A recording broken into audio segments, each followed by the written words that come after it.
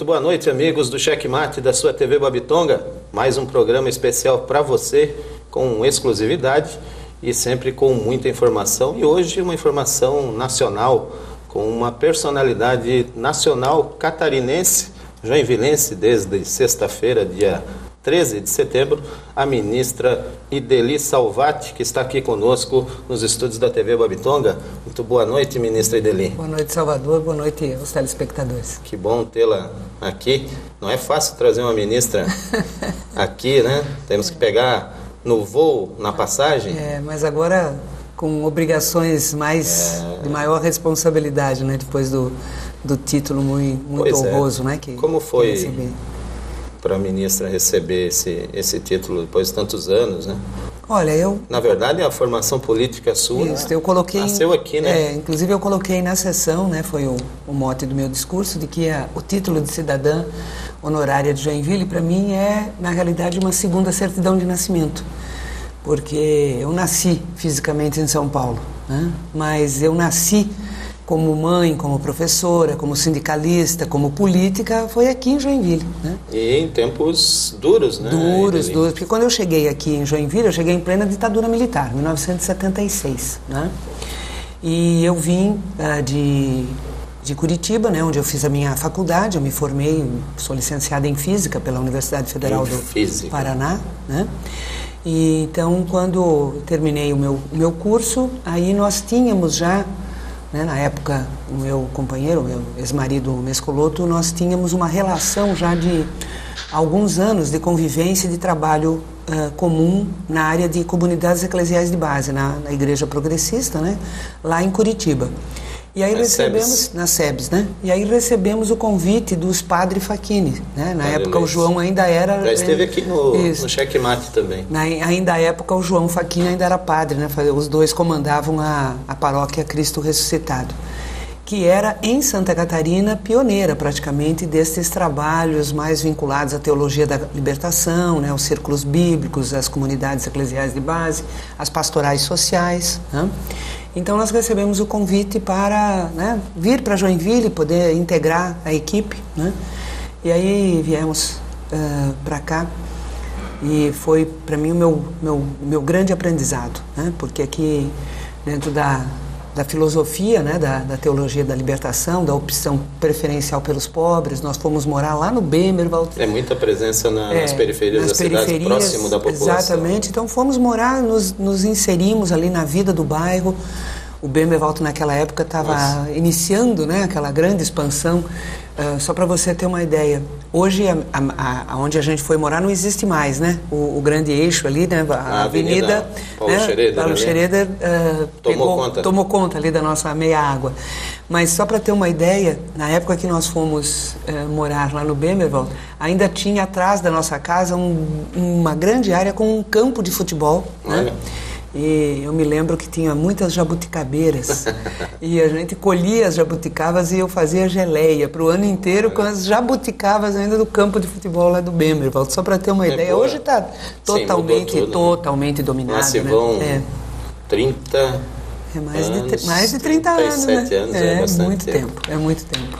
Mas foi lá que, assim, foi exatamente que a gente construiu, pois né? Nós tivemos professora, sindicalista, deputada estadual, a fundação do PT, né? Que eu sou fundadora. CUT também? Participou? Eu fui fundadora da CUT e fui tesoureira da CUT um dos primeiros mandatos, né? Das primeiras direções. Foi construindo essa até chegar hoje a ministra. Né? Senadora, né? Também a primeira senadora. Como disse o senador Luiz Henrique, né? Funcionária da Prefeitura de Joinville para o 4º andar do Palácio do Planalto. Ele fez essa... Porque também, assim, né, a gente veio para militar nas comunidades eclesiais de base, mas eu trabalhei, né, desde o primeiro momento, vinculada à área da educação, né? Então, até porque é a minha formação, né? Então, eu fui trabalhar na Secretaria de Bem-Estar Social da Prefeitura. Na época, o prefeito era o Pedro Ivo Campos, né? E tinha... Pedro Ivo que acolheu muita gente, Muita gente, exatamente. Aliás, a Secretaria do Bem-Estar Social era um ninho, né, da esquerda. Nós tínhamos lá a coordenadora, né? Quem criou toda a filosofia e estrutura do SERI, a Rose, foi uma presa política, né? Foi pessoa muito perseguida, que ele acolheu, uma pessoa, né, de uma mente brilhante que estruturou.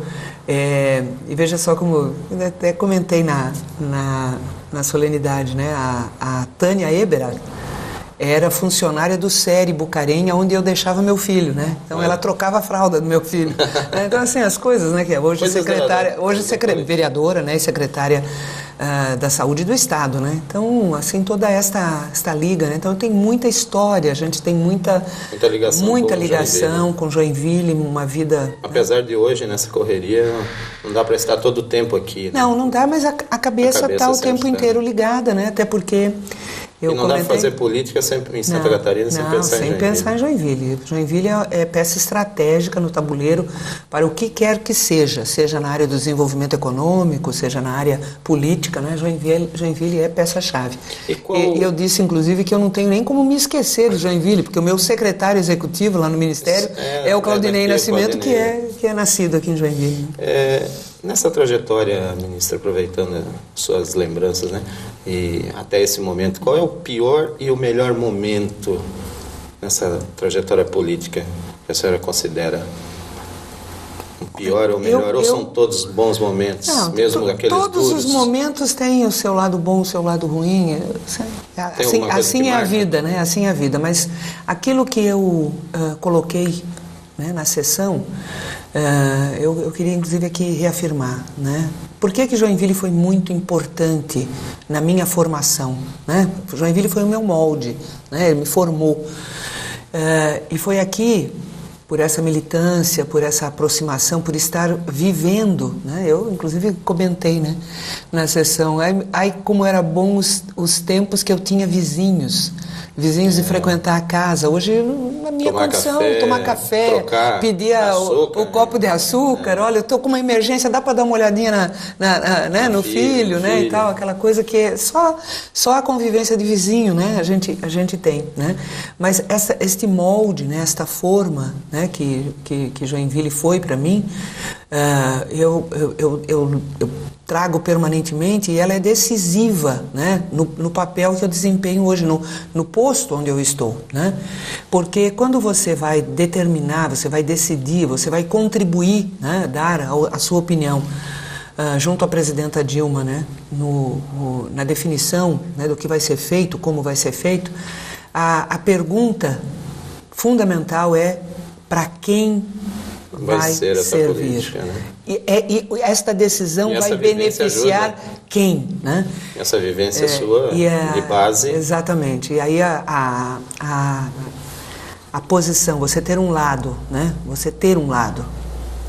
Isso eu aprendi aqui em Joinville. E como é que é isso, ministra, para uma mulher, que é difícil ainda hoje para as mulheres, né? O Ministério hoje tem muitas mulheres. Avançou muito, mas ainda é o Ministério mais feminino da história do Brasil, né? Mas ainda é uma luta, né? Como é que é fazer essa junção do que você vê como é necessário para o povo e os interesses econômicos lá, vivendo hoje no Planalto? Essa briga permanente. É um cabo de guerra permanente. Mulher nesse centro... nervoso. Eu acho que, em primeiro lugar, eu acho que a gente tem uma grande vantagem, que eu acho que foi o que levou o presidente Lula a apostar, investir, apoiar e ter sido decisivo na eleição da presidenta Dilma. É que a presidenta Dilma é uma pessoa de posições muito firmes, muito fortes. Ela é corajosa, ela não vacila.